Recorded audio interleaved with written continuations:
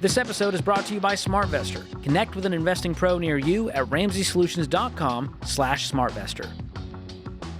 Ashley is with us in Columbus, Ohio, on the other end of the spectrum.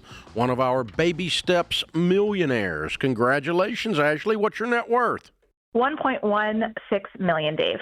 1.16. Okay, cool. Break that down for me a little bit. What's the categories like 401k and so forth, and how much? Yes. So in our house equity, we have $420,000 in investments, which include retirement. Our 529 plan, we have $570,000. Personal assets / collectibles, we have $120,000, and then we have about $50,000 cash. Good, well done. How old are you? I'm 30, and my husband's 29. Wow, you're young millionaires.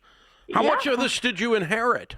So we were blessed that my husband's parents had a 529 plan for him that was not used up.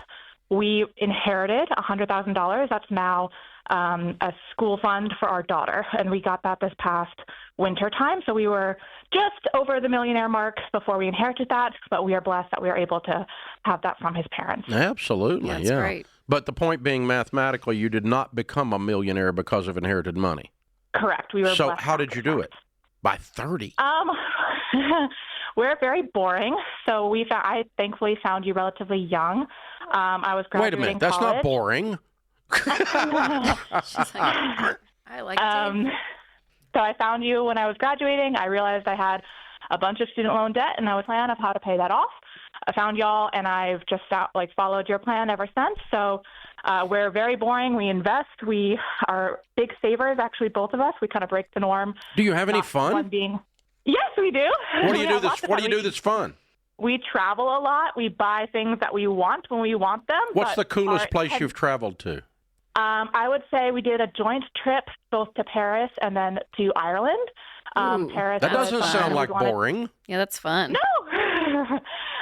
We got to do Paris when I was pregnant with our first, and then we got to go to Ireland to pick up a great gift for one of my husband's employees, which was such a blessing and a really fun time. Wow. That's awesome. Very cool. Very cool. So you have had fun. You've had a life. But by boring, I think you just mean you're intentional. Correct. Well, yeah, nothing flashy. You're just investing. I don't know. Paris is pretty flashy. No. I'm saying like from a wealth building perspective. They're not like, oh, we're going to go do all this crypto, all this. It's just like we just invest, and that's the main thing, which is great. Yeah, we live below our means. That's something that we've always done. I'd never used credit cards growing up. Neither did my husband. What's been your income through this period of time? So our lowest or worst income, I was making about $37,000, and my husband was making about $30,000. We weren't married at the time, so we were separate. And then our best income year was probably this past year before I become a stay-at-home mom at $325,000. Okay. Oh, nice. And you became millionaires on that by age 30. Yeah. Wow. Correct. Very, That's very great. cool. Very cool. What are your careers? My husband's in aviation management, and I'm a geologist who's working to become a stay-at-home mom in the next couple months. That's cool. What do you do as a geologist? I play in the dirt, that's what I like to say. Yeah, that's cool. How many kids do you have? We have one baby girl and a baby boy on the way. Hey, That's awesome. good for you. So great, Ashley. That's Congratulations. So proud for y'all. Very, very, very well done. So if we got a 20-something out there listening, what would you tell them? I would say my husband's advice, and he's very adamant about this, is to live below your means and don't try to be fancy or clever. Be boring. Do the slow things. Invest. Save for your future. Don't try to outsmart the system. There is no outsmarting it. Do the boring things, as I said before.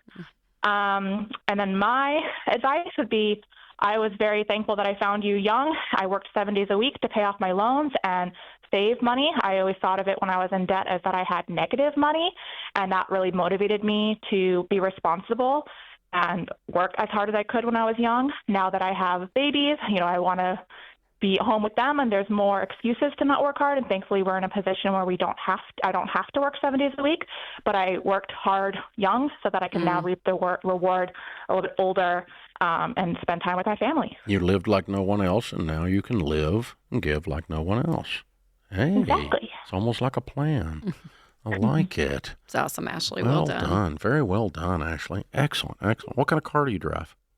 I drive a Lexus SUV, and my husband drives a BMW SUV. What year? My husband's, I believe, is a 2021. Mine's a 2005. Oh, you drive a junker. Okay. We're working on upgrading. That will be when baby number 2 comes. Yeah, you need to. That car sucks. Yeah. I don't mind what I drive, though. I know. I can tell. It doesn't bother you a bit. Yeah. It's a great car. Lexuses will run forever. Yeah, apparently. This one has, yeah. Almost. It's a 20-year. 300,000 miles on it. It's a 21-year-old vehicle. It's a fine vehicle. Good for you, Ashley. Yeah, good for you. So proud of you. It's excellent.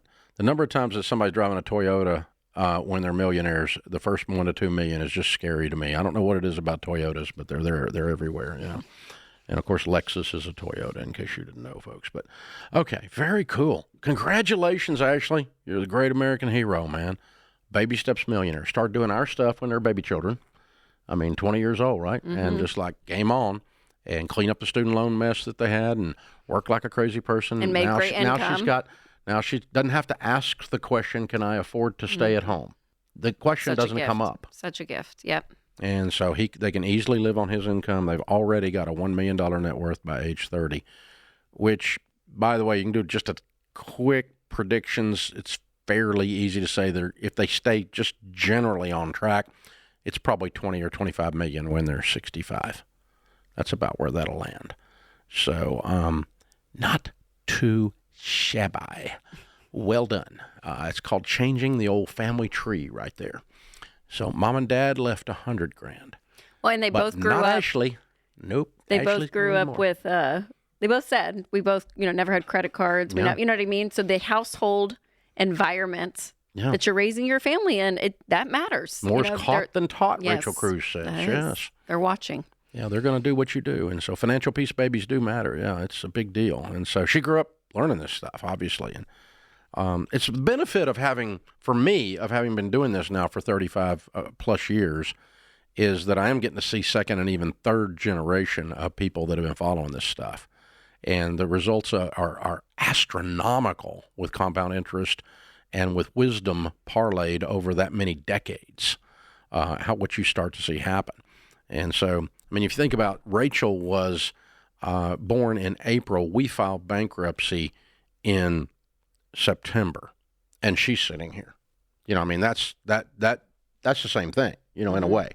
And so it's the principles. This is what the principles that we're teaching, God's ways of handling money, do, because Scripture is God's love letter to you. It's your dad that loves you. He's saying, do it this way, and 100% of the time, by the way, he's right.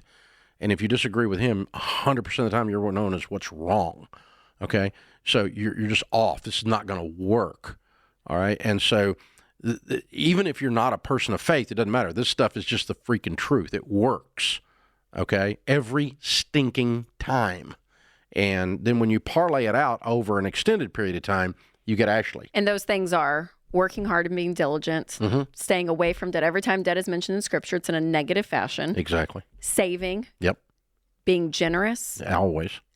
Looking at what you're spending, knowing what you have, and managing it well. Yep. It's all of it. It's common sense, right? That's why the Gods and Grandmas tagline is so true. Yeah, it is. It's just but in a world that again, she kept saying boring, boring, boring. And I understand what she's saying, because when you go and scroll, where a lot of people are finding their financial advice on social and YouTube and all of it, there's exciting things over here that you can do this and Airbnb and you can do, it's just, it is like, it's a lot of distraction. And so to just invest and pay off your house in today's terms, that is considered boring, but that's the thing that is tried and true. It's the tortoise. It is just, it works. It works decade after decade.